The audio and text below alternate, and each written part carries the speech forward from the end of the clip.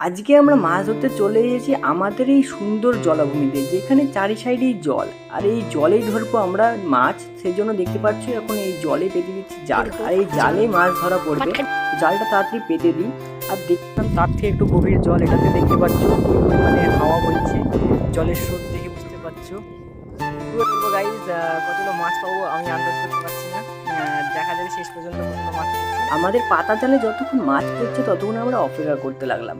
তো অপেক্ষা করতে করতে সময় কাটছিল না, তো অনেকক্ষণ অপেক্ষা করার পর শেষ পর্যন্ত চলে আসলাম জালের কাছে। আর এসে দেখতে পেলাম ফার্স্টে জালে মাছ বেরিয়েছে, জালে দেখতে পেলাম একটা চ্যাং মাছ। তো এই চ্যাং মাছটা তোলার পর দেখলাম আবার একটা চ্যাং মাছ। টোটাল আমাদের হলো দুটো চ্যাং মাছ। তো এখন এই চ্যাং মাছগুলোকে আমরা ছেড়ে দিচ্ছি জলে, কারণ তাদেরও বাঁচার অধিকার আছে।